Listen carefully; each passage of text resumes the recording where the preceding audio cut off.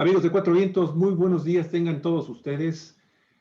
Qué gusto estar de nueva cuenta en esta comunidad de Cuatro Vientos que se hace cada vez más grande, más fuerte. Muchísimas gracias. Ya esta semana, Olga Alicia, estamos sobrepasando las 800,000 visitas a nuestra página, a nuestro portal en Facebook. Y eso es gracias a ustedes, amigos y amigas. Eso simple y 800,000 visitas, es Mari cosa Carmen. simple y sencillamente de ustedes. Y queremos agradecerles muchísimo el favor de su atención. Y sin duda, un pilar fundamental para que Cuatro Vientos esté fortaleciéndose, se esté consolidando en el gusto de todos ustedes, son nuestros y nuestras colaboradoras y colaboradores. Y obviamente, María del Carmen Rioseco Gallegos es un pilar para nosotros. Mari Carmen, desde el punto de vista de la temática feminista. Y hoy, como todas las semanas, está de nuevo con nosotros Mari Carmen, activista social, consejera consultiva del Instituto Nacional de las Mujeres Feministas y con 32 años de trabajo continuo, ininterrumpido en todas las áreas y las competencias dedicadas a la capacitación de género y fortalecimiento institucional. Mari Carmen, un abrazo, muchísimas gracias por estar con nosotros y siempre agradecidos con tus colaboraciones. Gracias. A mí me da mucho gusto los miércoles porque además es a la mitad de la semana y es el día de participar desde la perspectiva feminista de temas que tienen que ver en la cotidianidad. Okay. Un saludo para todos las personas que entran, nos siguen, nos escuchan, nos ven y hacen sus comentarios. Y felicitaciones por las decenas de miles de espectadores. Sí, es realmente muy refrescante, pero es un enorme compromiso. ¿No es así, mi queridísima? Ya cientos de miles, 800,000, ya vamos para el millón. Bueno, pues, sí, Mari Carmen. Bueno, amigas, amigos de Cuatro Vientos, pues está con nosotros Mari Carmen Rioseco. El lunes fue el Día de la Madre. Usted sabe, este festejo apenas estamos naciendo y ya nos damos cuenta de que tenemos que celebrar a nuestras madres el 10 de mayo. Y cuando somos madres estamos desesperadas porque nuestros hijos nos hablen, nos traigan un pastelito o por lo menos nos den un abrazo. Pero ya es una tradición.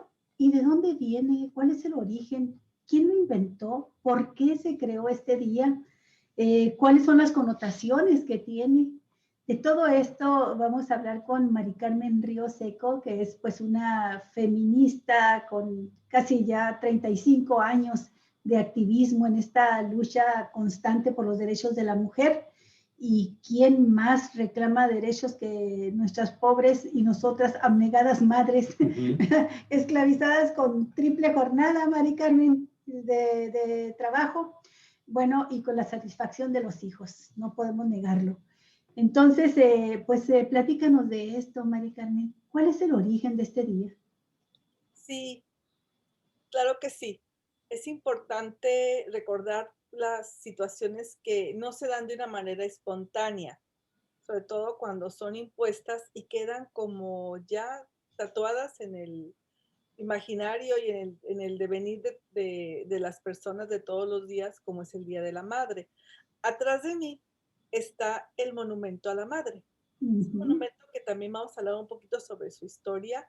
Y en una parte de aquí abajo dice, fue removido, bueno, fue modificado el concepto después de que se estuvo analizando e investigando la situación de las mamás, la carga que llevan muchas mamás, el, el, la celebración, o sea, el origen de la celebración, y como las mamás somos, tenemos un papel muy importante en la parte social, en la sociedad, en las familias, y es algo que hacemos con mucho gusto, pero es una situación que debe de ser de decisión, y eso está ahorita el tema al día con los 8 de marzo, ver y buscar y celebrar una maternidad voluntaria.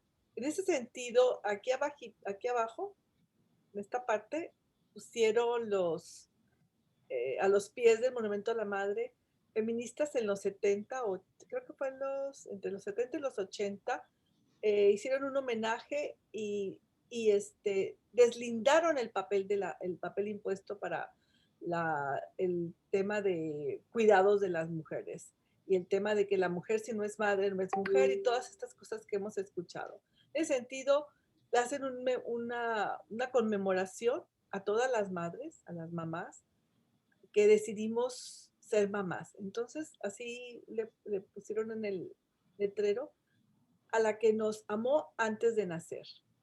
Entonces, este, eh, con esta frase inicio y voy a compartir con ustedes algo que preparé con mucho gusto para poder entender que esta celebración, que es una buena celebración, que me encanta que nos celebremos, que nos ha llevado a festejos a veces todas desveladas y Las desmañanadas. famosas mañanitas de antes, ¿no?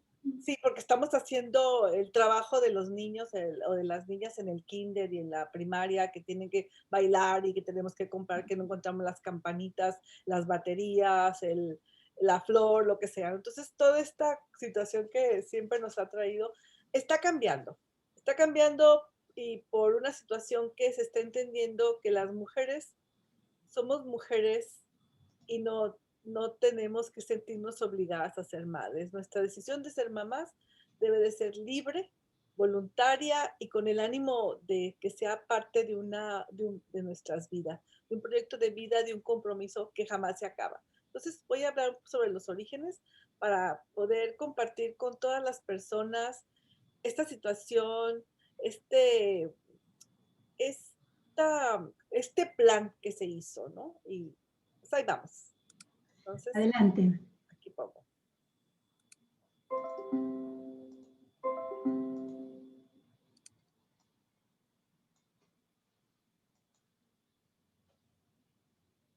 Entonces, lo titulé Origen del del 10 de mayo.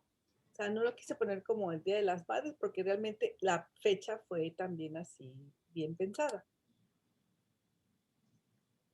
Entonces, la maternidad es una condición que se ha construido y que en muchas ocasiones se tiene que ver para determinar un rol de las mujeres, un rol de la feminidad.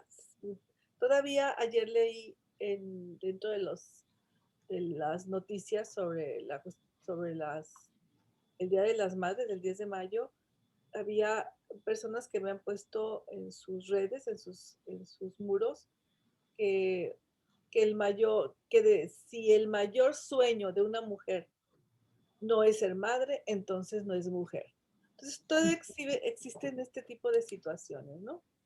Y lo que yo quiero comunicar desde la perspectiva social es cómo en un México postrevolucionario de 1922 aún estaba la situación del conservadurismo, pero había también una acción por parte de los dirigentes de la revolución, de este nuevo administración o funcionarios, era este, tenía que ver un poco con todas las pérdidas, ¿no? Y el papel de las mujeres en la revolución.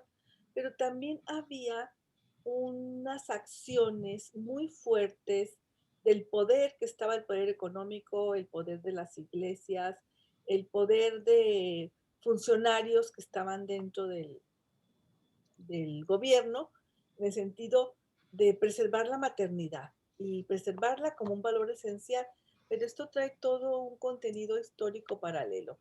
Nosotras y nosotros, todos, celebramos este día desde que somos pequeñitas.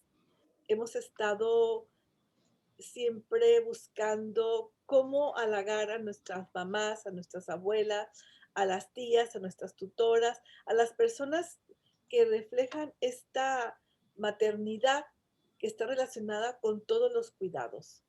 Y en ese sentido, lo que se inicia es un poco lo que decías, Olga, es una actividad de consumismo. Es una actividad donde todas las empresas, negocios, etcétera, se dedican a impulsar en la pequeña y grande industria actividades, bueno, más bien bienes y servicios para festejar este día. Es una competencia que empieza desde terminando el 14 de febrero, al día 15 ya estamos viendo todos los regalos que pueden dar hacia las mamás, desde un juego de cucharas de palo para la estufa hasta una serenata, flores, manteles, aparatos para electrodomésticos, vestidos, todo depende de la relación y la mamá como los haya educado para estos días, ¿no? Yo quiero comentar que mis hijos se confundían un poco porque una vez yo les pedí, dije, mijitos, yo los quiero mucho, mucho, mucho, tengo hijo e hija, pero por favor, no se inscriban en esos bailables, en esas actividades que tengo que faltar a trabajar, eso me pesa, ando correteando costurera, me estreso mucho, yo sé que ustedes lo hacen muy bonito, ya tienen sus clases de música que me encantan, el deporte que también lo hacen muy bien, por favor, les pido con mucho cariño que no se inscriban, ¿no? Que ese sea mi regalo. Ajá, entonces sí funcionó, pero después había otras situaciones donde obligaban en las primarias, sobre todo, a que pues tengas que estar ahí y ves como muchas mujeres que no tienen los recursos, sobre todo económicos, para comprar el vestuario y eso, pues termina siendo más que una situación agradable de compromiso, estrés y gasto, ¿no? Entonces, Ujú. creo que en algunas escuelas ya están haciendo las cosas de una manera más sencilla. No hay que olvidar que todo esto del consumismo tiene que ver con un sistema económico, que es el capitalismo, en donde se basa en la propiedad privada, que se apropia de los medios de producción para generar sus ganancias, y la libertad del mercado. El sentido del capitalismo es la acumulación de capital. Entonces, en la parte de los servicios y de los bienes, en el Día de las Madres se mueve muchísimo dinero, millones y millones a nivel increíble y en todas partes, ya sea desde una situación de una comunidad con menos recursos, en una familia, o sea, lo que sea, pero está muy relacionado un regalo, una compra de un bien o de un servicio para la mamá. Y claro, esto como siempre, pues no puedo dejar de señalar, está relacionado con el capital que tiene que ver en este sistema patriarcal donde está las empresas a través de sus representantes, todos los sindicatos de empresarios, Coparmex, etcétera, los pequeños empresarios, la iglesia que impulsa la situación y los roles para la mujer en el sentido de cómo ser madres y todos los que tienen que ver con los actores del poder, ¿no? Entonces, esto es nada más para señalar que atrás de todo el Día de la Madre existe una situación que genera mucho, mucho dinero. El surgimiento del Día de la Madre estuvo impulsado después o durante la Guerra Mundial, la Primera Guerra, con Woodrow Wilson. Esta persona, presidente de Estados Unidos, proclamó el Día de las Madres como el segundo domingo de mayo, que ahora precisamente coincidió este domingo con el día siguiente, que era el mexicano, y por eso fue que hubo más movimiento de comercio y de tránsito, y los restaurantes estaban hasta el tope, ¿no? Sin importar mucho lo de la pandemia. Entonces, quedó así instalado, pero fue a iniciativa de Anna Jarvis Ujú. en Estados Unidos. Sin embargo, en México, es en 1922, como ya señalábamos esto, fue Rafael Alducín. Este personaje era director del Cercio Sí. y se puso de acuerdo con el secretario de Educación, José Vasconcelos, que lo consideramos como uno de los secretarios de Educación más importantes por muchas situaciones que hizo en el sentido de la educación, los alcances que llegaron, pero también recordemos que está relacionado con los grupos conservadores y fascistas. Él era un admirador de Mussolini y también de Hitler. Entonces, se junta aquí la parte de la derecha del gobierno, que estaba en la educación, y la parte de la empresa y de los medios, que era todavía más fuerte, que podían difundir, que es este personaje director del Excelsior. Y es como se comunican con la Cruz Roja y el episcopado mexicano. Entonces están Híjole. aquí estos tres poderes, actores importantes Mira que nomás quién parió el 10 de mayo. Eso está muy bien. Así le voy a poner la próxima vez. ¿Quién parió el 10 de mayo? Ok. Bueno, entonces adoptan el día 10 de mayo y porque estaba también cercano al Día de los Estados Unidos, con los cuales somos vecinos, y sobre todo porque había un temor muy grande de una efervescencia feminista que se estaba desarrollando en Yucatán, donde estaba el famoso Felipe Carrillo Puerto, ¿no? Entonces aquí vamos un poquito de historia.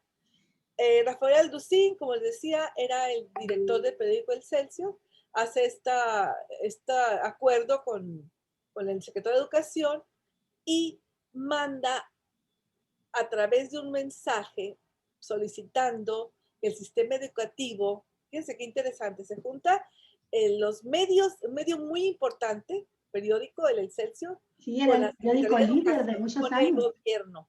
Sí. Entonces, aquí estamos viendo cómo el patriarcado empieza a hacer su engranaje, ¿no? Ajá. Y les envía lo siguiente, así, de una forma muy preocupada, dice este señor, es preciso que la sociedad manifieste con una fórmula banal, si se quiere, pero profundamente significativa, que no hemos llegado de ninguna manera a la aberración que predican algunos, sino que lejos de ello sabemos honrar a la mujer que nos dio la vida. Bien podía la península desprenderse del resto del territorio, la nación no se sumaría a esa campaña criminal en contra de la maternidad. Ya podían olvidarse los yucatecos, las yucatecas de sus derechos para resolver la vida futura en vez de leyes que protegieran sus intereses. Las madres gozarán de un día de amor y gratitud. El primer movimiento feminista que se dio en el país, recordemos que fue precisamente en Yucatán, en estas circunstancias revolucionarias, y que al igual que Baja California estaban tan lejos del centro, que les daba una libertad para poder decidir una serie de situaciones netamente revolucionarias.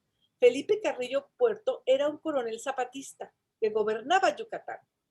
Sí. Entonces, en su gobierno, Autodefinido socialista, Mari Carmen. sí, fue muy breve su gobierno. Dio derechos políticos a la mujer, lo restableció. El mandato a los funcionarios de elección popular y tradujo la constitución en la lengua maya para que lo conocieran todas las personas que eran de las comunidades indígenas. Promulgó leyes de previsión social en el trabajo, sobre el inquilinato, para que no abusaran de las rentas. Promovió el divorcio, la expropiación por causa de utilidad pública. Creó las ligas feministas que se convirtieron en el famoso primer convención feminista de Yucatán.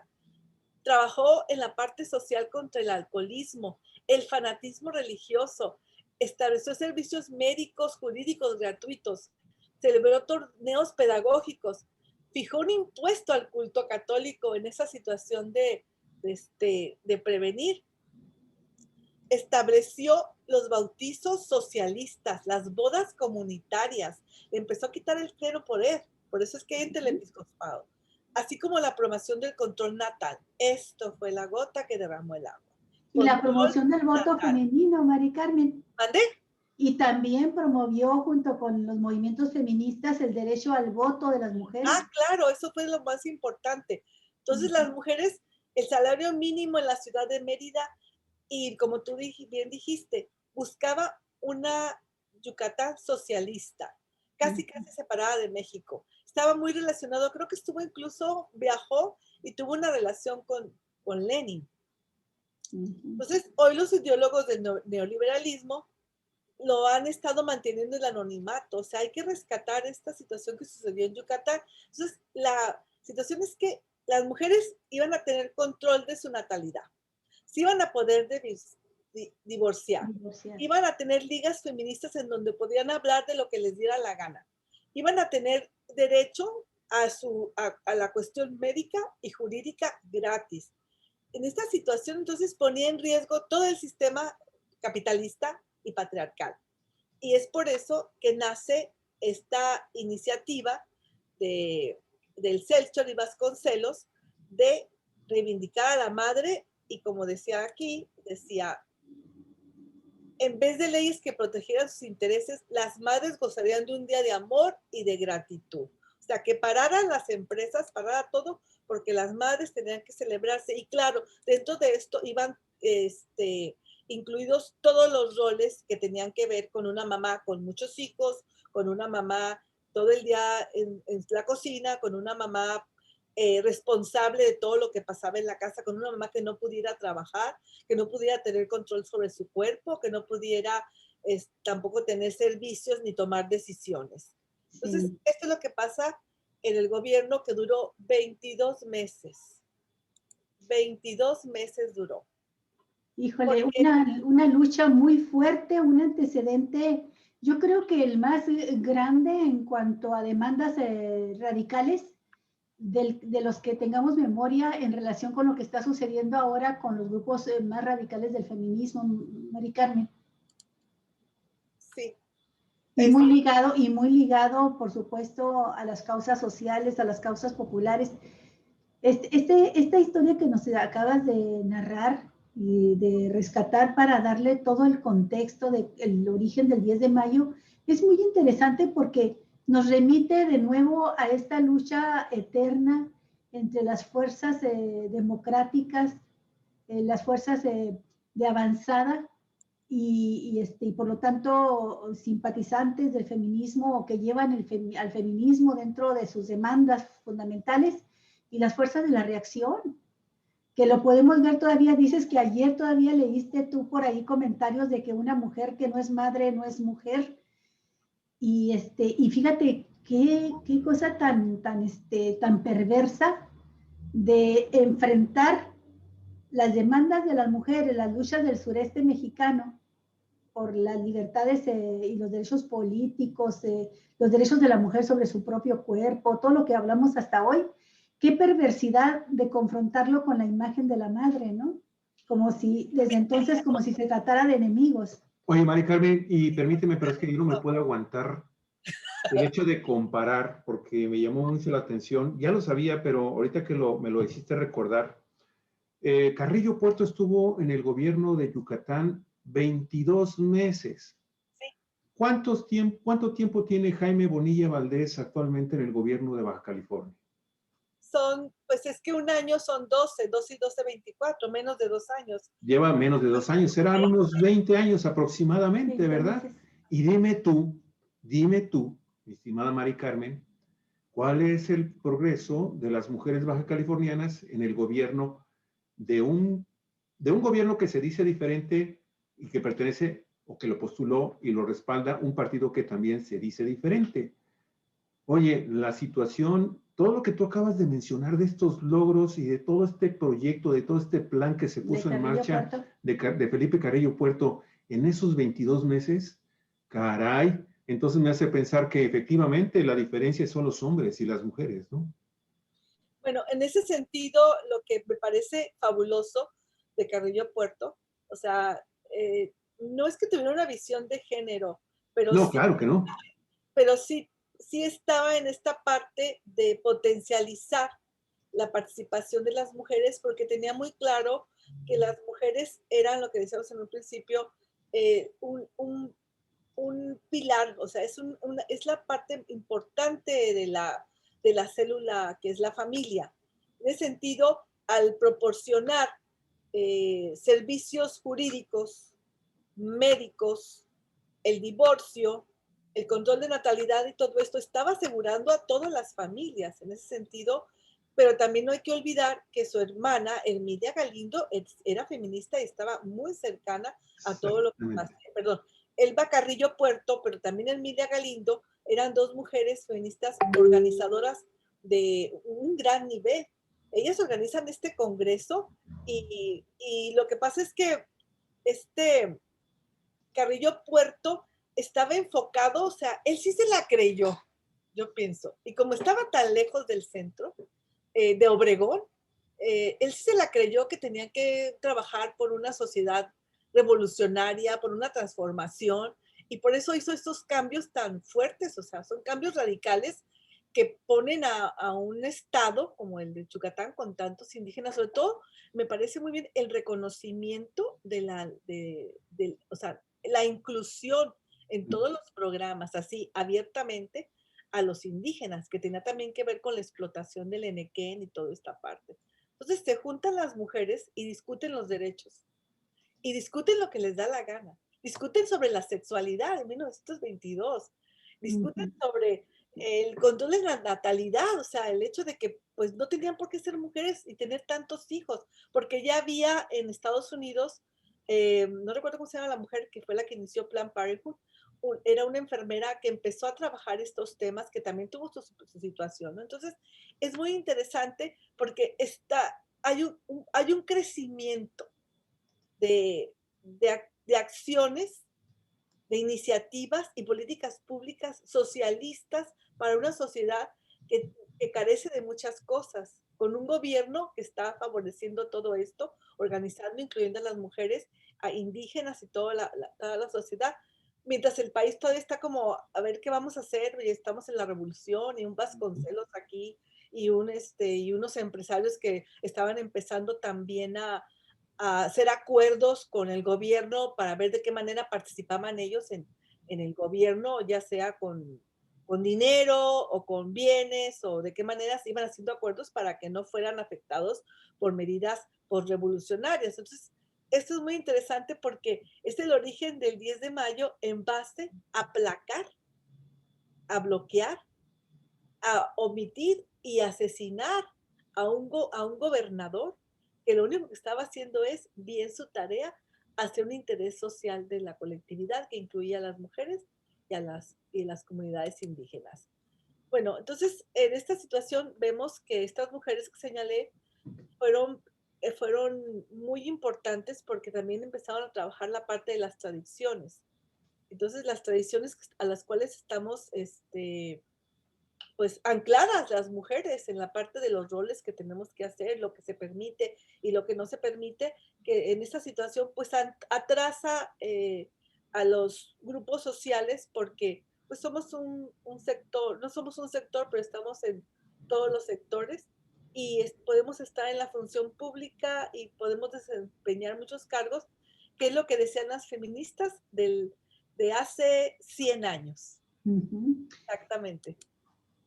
Y esas yucatecas que se adelantaron, yucatecas y del sureste, que era una región de mucha avanzada, ¿no? Que se adelantaron más de 20 años al derecho al voto, que ya fue hasta con López Mateos, Mari Carmen.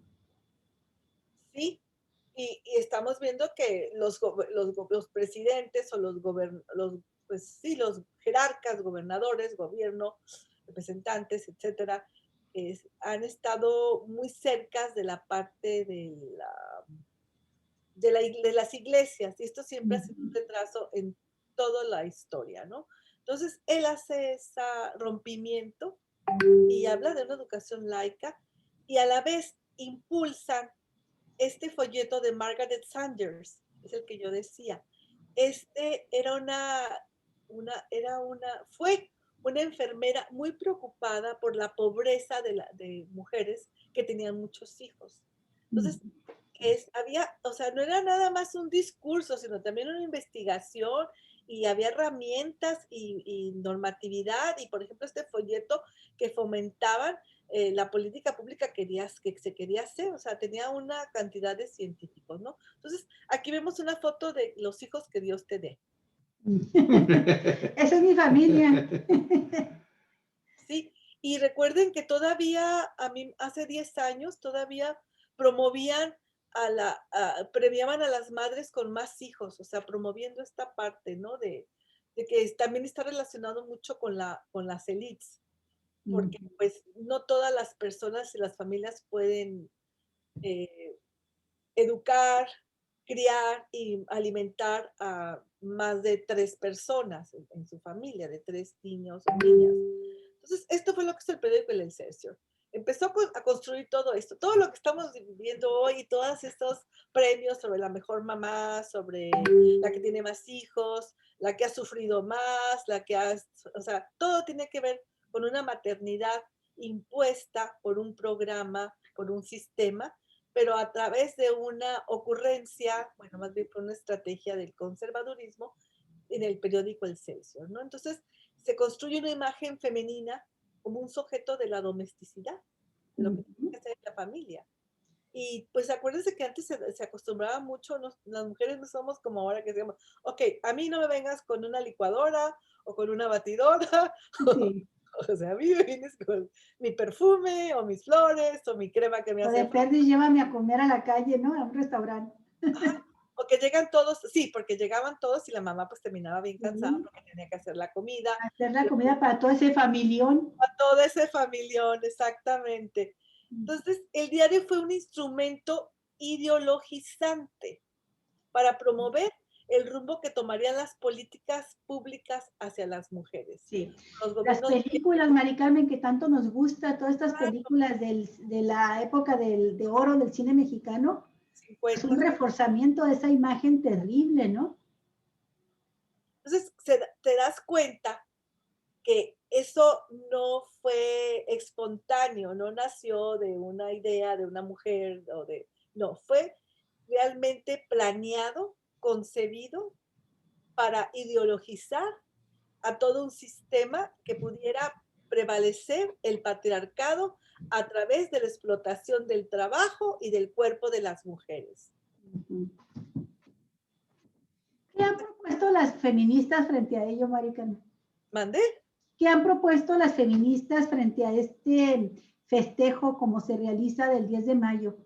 Pues uno de ellos fue el letrero que se puso abajo del monumento a la madre. Ajá. Hay un sistema de cuidados y siempre hemos estado mencionando que el trabajo invisible que hacemos las mujeres. Ya habíamos hablado que las mujeres en sus casas, como cuidadoras en sus familias, bueno, y aunque trabajen, está la parte de la doble jornada, aportan al Producto Interno Bruto más del 20%. No tengo el último dato, se me ha olvidado checarlo, pero esto quiere decir que lo que se ahorran en esta situación de que son las que hacen los servicios domésticos, la mayor, trabajan más horas, ya se ha contabilizado esto. En ese sentido, el ahorro de si una persona que vive soltera, un hombre, por ejemplo, que se separa y se va a vivir a otra parte y trabajando lejos de su familia, tiene que pagar por la lavada, por la planchada, come fuera, la alimentación, cualquier cosa que tiene que hacer en su casa tiene que pagarlo porque no tiene tiempo, porque así está acostumbrado, pero es una gran cantidad que crea y se va a todo el capital que promueve esto, los outsourcing para el trabajo doméstico, para las planchadas, para la lavandería, la tintorería, etc. Entonces, son muchas de las actividades que hacemos las mujeres y se ven invisibles. Una mujer puede puede procurar tener siempre el refrigerador, es un ejemplo, el baño de su casa siempre limpio, impecable, ¿no? Porque así nos han enseñado algunas, ¿no? Porque algunas somos obsesivas con la limpieza, ¿no? De los baños y el refrigerador. Y sin embargo, nadie dice nada hasta que se dejó de limpiar, aparecen los honguitos, los negritos, o aparecen los malos olores en el refrigerador y en el baño, y es cuando se da uno cuenta que no se ha hecho. Pero por eso se llama trabajo invisible el que hacen las mujeres en sus casas, porque no se ve, pero sí se hace. Entonces, ahora la tendencia del feminismo es cuantificar y que se pague el trabajo de cuidados. Acuérdense que ahí está lo del sistema de cuidados, que está avanzando mucho, tanto en el Senado como bueno, más bien en las dos cámaras, ¿no? Una de las cosas que preocupa mucho es que todavía en las clases con menos recursos, proletariado, campesinos, mineros, y las comunidades indígenas que obviamente tienen menos recursos económicos, eh, piensan que las mujeres deben de tener más hijos porque se ayudan en la economía, como lo que hablábamos de los niños jornaleros en una de las entrevistas que pusimos aquí. Pero también tienen la idea de que entre más hijos se puede aportar pronto dinero y economía y trabajo físico a estas comunidades, ¿no? Entonces se tiene esa idea también de que se van a cuidar cuando sean viejos, entre más hijos van a tener más, menos miseria. Entonces, son ideas que todavía prevalecen, pero quiero señalar que la campaña de los 70, 80 de, de La familia pequeña vive mejor. esa fue muy efectiva a nivel internacional. México tuvo un éxito total que prevaleció durante mucho tiempo y sí mejoró la economía de las personas, pero fue, al igual que la campaña de Día de las Madres, fue una campaña que llegó a todos los hogares, ¿no? Y sí, Sí, Mari Carmen, ayer leíamos una nota aquí de cómo ha disminuido dramáticamente la cantidad de hijos que tienen las mujeres mexicanas. Y ajá, estábamos viendo que no solamente de esta época que tú me mostraste esta fotografía de una madre con 14 hijos, 12 gemelos en brazos, bebitos, sino de los últimos 10 años. Y la cifra, no sé si tú la tengas por ahí a la mano, pero ayer la comentábamos, creo que ya está en 1.8 hijos por cada 100,000 mujeres sí, que entran a la maternidad. Y lo veíamos, el cambio drástico lo podemos notar en nuestras generaciones. Yo vengo de una familia donde fuimos, mi madre tuvo 14 hijos, vivimos 11, se le murieron 3 bebés. Y luego ya nosotras tuvimos, mis hermanas y yo, pues cada una tuvo en promedio 2 hijos. Y ahora yo tengo una hija que me dio un nieto y la otra no quiere tener hijos. Entonces ya hay un cambio muy, muy grande.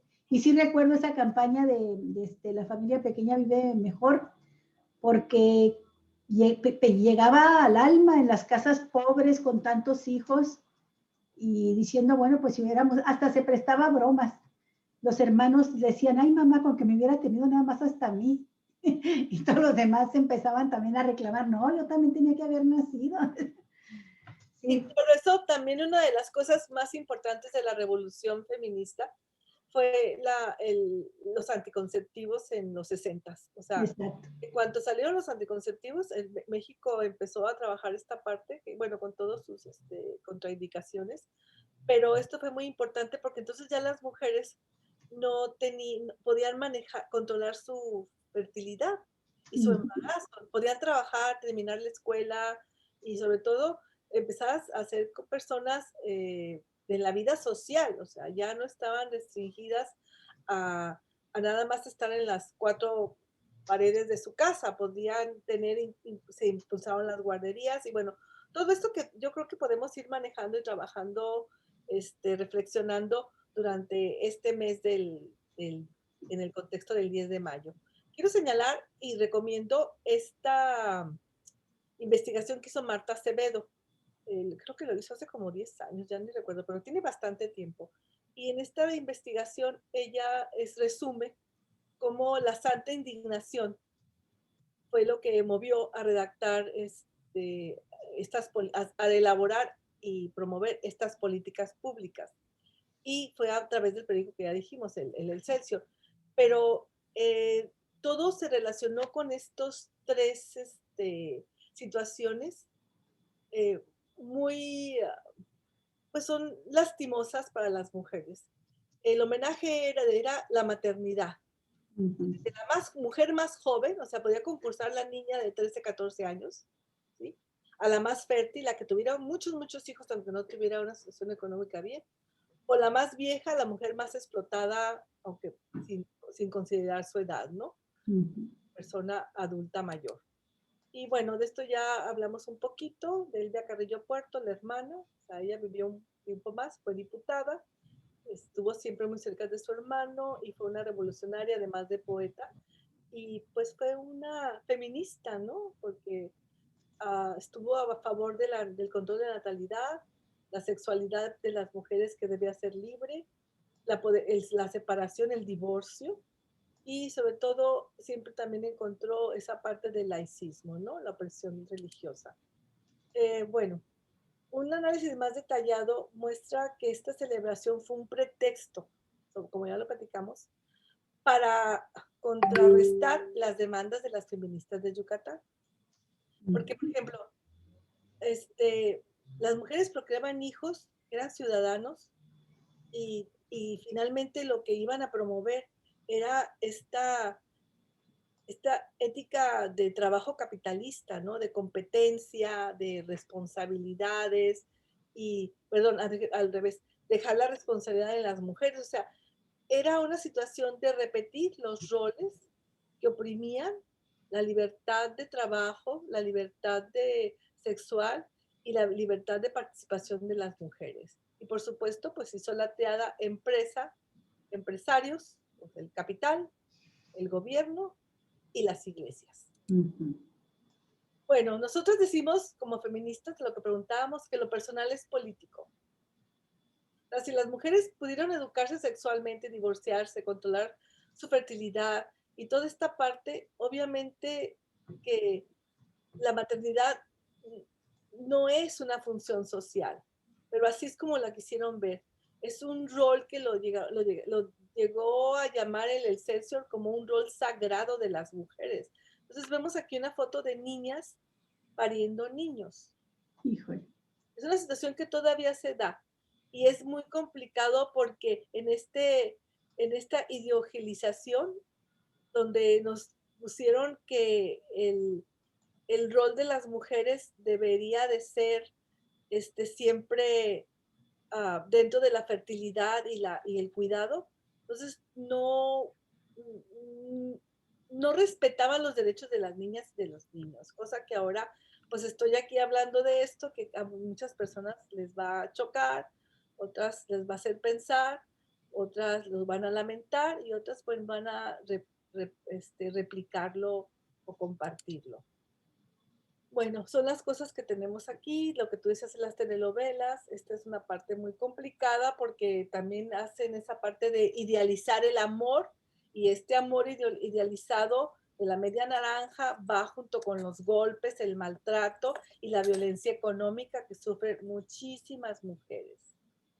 Esta es la imagen de la izquierda, dice, aquí esto representa esa idea que se nos ha vendido sobre las madres. Una madre no es de hierro, pero soporta todo por su hijo.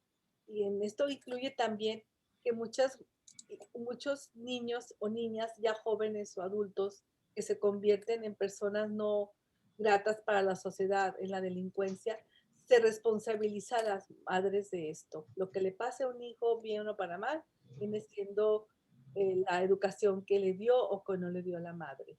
Una madre no es de pilas, pero funciona todo el día si es preciso cuando se trata de sus hijos. O sea, las madres no tienen derecho al descanso ni a decir, hoy no quiero verte, ¿okay? Vengan mañana o háblame después. O sea, se convierten en malas madres si piensan en su espacio, en su tiempo, en su esparcimiento, en su felicidad. Se les señala como malas madres. Otro que dice, una madre no tiene 7 vidas, pero podría dar la única que tiene por su hijo amado. Entonces, llega tanto a esta situación que hay películas, novelas, en donde las madres tienen sobre todo ahora con lo del COVID, el que hayan fallecido los hijos o las madres de de las personas desaparecidas, crea un sentimiento de culpa muy fuerte. A esto me refiero yo específicamente, a la culpa por lo que le pasa a nuestros hijos y a nuestras hijas. Sí, y en verdad terrible, Mari Carmen, como por ejemplo, cuando sucede una desgracia, cuando una mujer es víctima de feminicidio, o incluso cuando detienen al feminicida, y se exhiben las notas, las fotos en los medios de comunicación y se replican en las redes sociales, toda la culpa, tanto de la muchacha que fue victimada como del hombre que se convirtió en feminicida, es culpa de su casa, donde tuvo mala educación. ¿Quién sabe qué ejemplos habrá recibido? ¿Qué estaba haciendo su padre, su madre? ¿Por qué su madre no les inculcó valores? Y toda la culpa va a dar de lleno, fundamentalmente contra las mujeres, porque además en esta época en que se están separando mucho las parejas, que es más fácil también separarse, pues las mujeres son las que regularmente se quedan al cuidado de los hijos. Los hombres se van, muchas veces hasta se desatienden económicamente de ellos, y las madres son las que tienen que quedarse a sacarlos adelante, a trabajar, a cuidar de los niños y a trabajar para sacar el sustento de la casa. Y es una cadena, un círculo muy feo de sentimientos de culpa, porque luego los hijos entran a esa edad difícil de la adolescencia, de mucha rebeldía, y contra quien se rebelan es contra su bendita madre, ¿verdad? Es a la que terminan echando la culpa de todo lo que son o lo que no pueden hacer, y se viven situaciones muy frustrantes en los hogares. Yo lo quiero pintar en esos términos así, con la pintura negra, para destacar, intencionalmente para destacar el daño que nos hace, Mari Carmen, esta formación, esto que se nos inculca de la madre abnegada, siempre. Creo que finalmente termina haciéndonos desgraciados a todos, ¿no? Y que es mucho más sano inculcar desde el inicio en nuestros hijos, en nuestras hijas, pues la idea de que aquí no hay quien lleva la carga ni nada, y que tú eres la reina del hogar, nada de eso. Aquí el hogar es un lugar, un espacio que nos da tranquilidad, nos da paz, nos da un respiro en la vida, es el techo seguro, pero necesita mantenerse, y el darle mantenimiento a este hogar es responsabilidad de todos, ¿no? Creo que por ahí tenemos que empezar, como dicen algunas personas que utilizan el concepto que a mí me gusta, de construir. O sea, de construir, acabar esos conceptos que nos inculcaron y empezar a construir nuevas culturas, ¿no? Sí, Pues, en ese sentido, lo de abnegación viene muy relacionado con la opresión, la subordinación, la represión. O sea, porque en ese sentido es aguantar, es reprimir un sentimiento que muchas veces es natural en las personas, en los seres humanos. Y el sentimiento de culpa es una parte muy fuerte, porque viene de un sistema opresor, conservador, relacionado sobre todo con las iglesias, con esta parte de las religiones, y sobre todo hacia las madres. Y pues como mujeres decidimos ser mamás o decidimos no ser mamás, que también yo lo estoy viendo mucho en esta generación de sobrinas, hijas y nietos, o sea, donde su vida, su proyecto de vida va más allá de verse como mamás. Quieren trabajar, quieren tener éxito, quieren tener un proyecto, quieren conocer la vida de otra manera, quieren tener viajar. perros y gatos, ¿no? Porque finalmente Perrijos. reconocer que el instinto, y aquí pues con mucho respeto lo quiero comentar, el instinto maternal no existe. O sea, lo que existe, sobre todo en los mamíferos, somos mamíferos, seres humanos, existe un instinto de protección que se da de proteger a la persona, o sobre todo en el caso de los bebés, al más pequeño. Y lo vemos mucho en los animales, o sea, canes y sobre todo los changuitos y las changuitas, como siempre recogen a huérfanos, ¿no? A otras especies huérfanas. Y hay ciertos sonidos de los pequeños, de los bebés o los cachorros, Llamado de auxilio, de apoyo, de ayuda. llaman la atención y crean este instinto de protección de hombres como de machos como hembras. En la parte de los, por ejemplo, de los gorilas, hay un gorila, pues el alfa grandote, todo eso. Pero siempre se acercan hacia él los pequeños y los abrazan y cuidan a toda la... Toleran incluso que anden brincoteando arriba de ellos, ¿no? No los agreden. O sea, sí, el cuidado tiene que ver con la protección, o sea, si se acercan acá es peligroso. existe un instinto de protección que tenemos hacia el más pequeño. Esto es lo más natural que existe y es tanto de hombres como de mujeres, es tanto de machos como de hembras. En la parte de las aves podemos ver que la maternidad o el cuidado de los polluelos Polluelos. es muy, muy común, sobre todo en palomas y pájaros, que se sustituya cuando fallece la mamá o cuando no está, entra el macho y incuba y cuida los huevos. Esto lo podemos ver, bueno, tiene que ver esto es más con antropología, pero el tema es que las mujeres, que el doble discurso, ¿por de dónde viene esta política Creencia. de los roles hacia las mujeres impuestos? Parece abnegación, parece silencio, parece no intervenir, no defender tus propios derechos, pero también de dónde viene esta doble moral en donde cierran guarderías, donde los trabajos, si realmente las mamás somos tan valiosas, debemos de tener guarderías de calidad donde podamos dejar a nuestras hijas y nuestros hijos con esa seguridad de que van a estar bien. O sea, si en ese sentido también hay madres llorando, como en la foto, por las desapariciones de sus hijas y sus hijos. Hay mujeres que son violadas, embarazadas tumultuariamente, o incluso por personas que están en la política y en el gobierno, y se les obliga a parir, y no se ejercen sus derechos porque tienen que ser madres. Pero todo esto, como decía Luis, se está desconstruyendo. ¿Por qué? Porque las jóvenes traen una idea y están más claras sobre cuáles son sus derechos y lo que necesitan.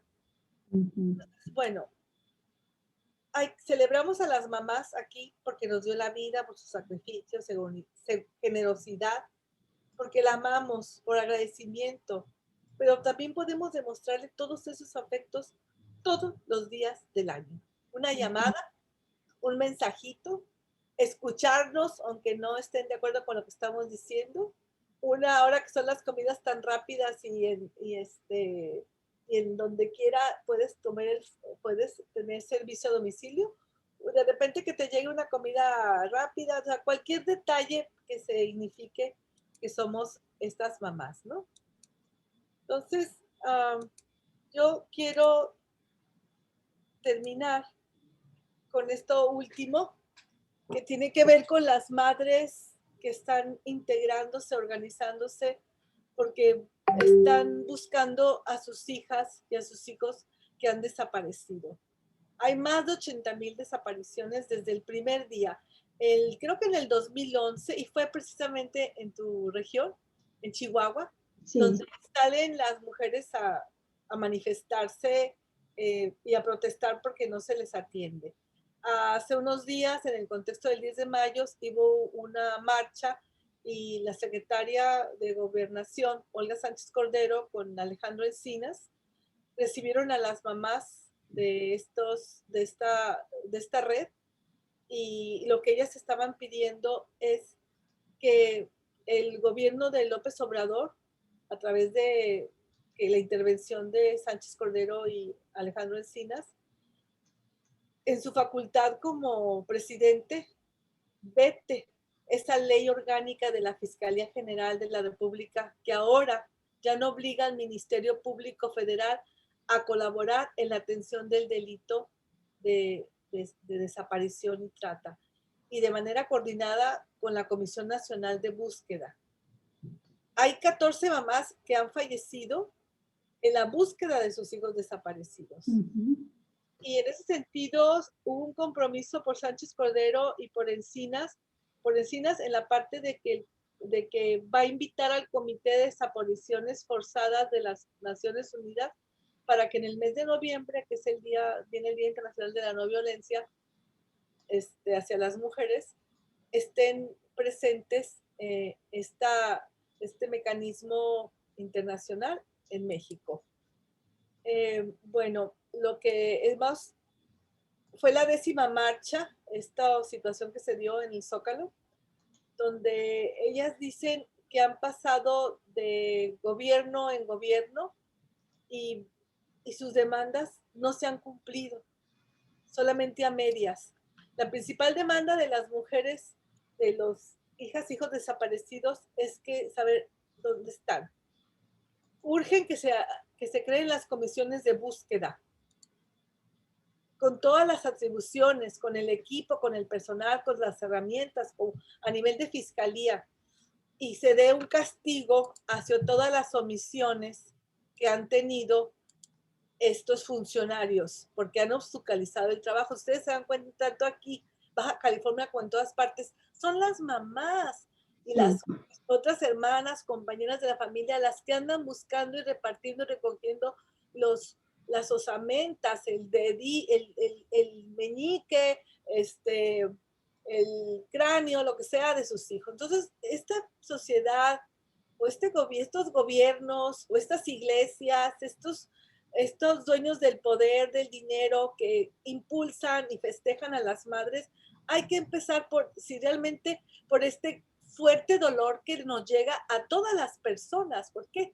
Porque todos hemos sido madres, ¿no? Y porque tenemos el sentido de cuidar y de ser mejores.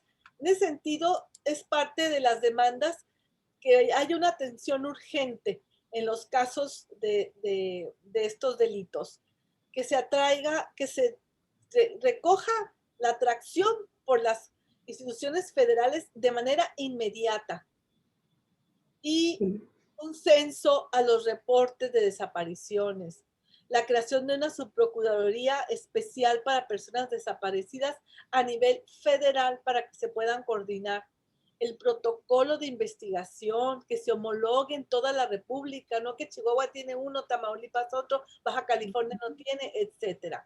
Los programas de atención a estas familias, las mujeres pierden tiempo. En un momento, en un fin de semana están buscando los restos, están buscando indicios o lo que puedan encontrar, y entre semana están cuidando a los otros miembros de la familia y están trabajando 8 o 12 horas.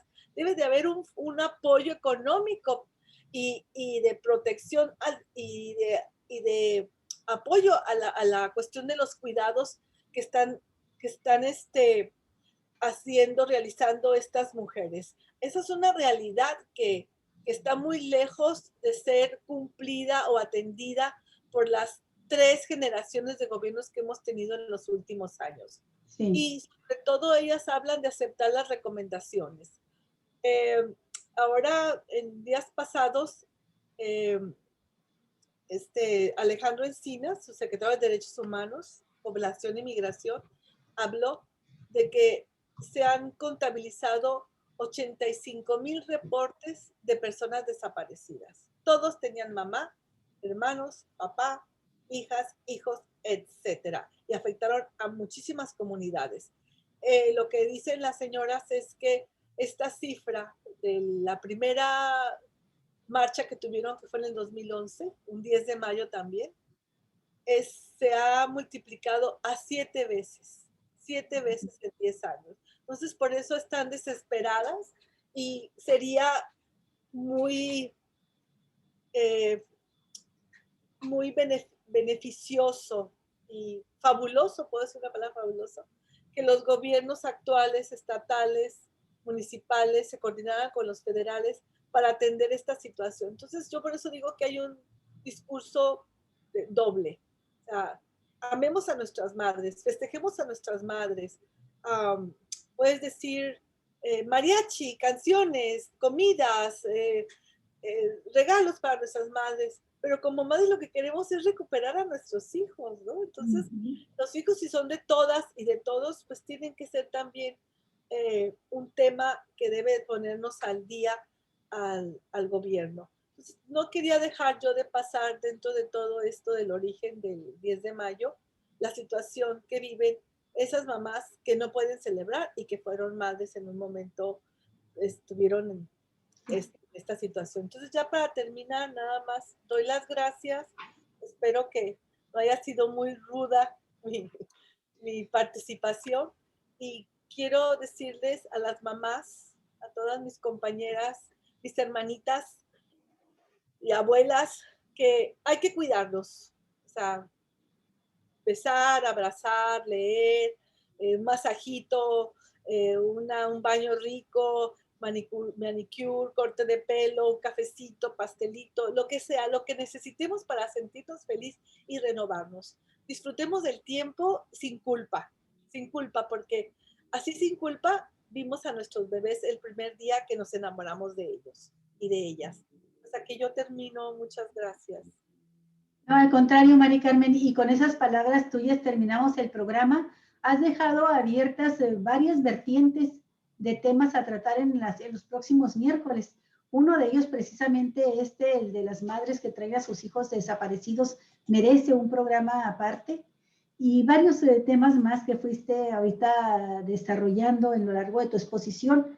Lo dejamos aquí. Creo que aprendimos mucho el día de hoy respecto a los orígenes de este 10 de mayo y nos llevará a pensar cada vez que tengamos que repetir frases de abnegación, que significa un sacrificio y una anulación de nosotras como mujeres, como seres humanos, tendremos que pensarlo 2 veces porque hay que reconstruirnos y aprender de estas jóvenes, nuestras hijas, nuestras nietas, están enarbolando con mayor enjundia como sucedió hace muchos años en el pasado, las banderas de los derechos humanos y los derechos de las mujeres.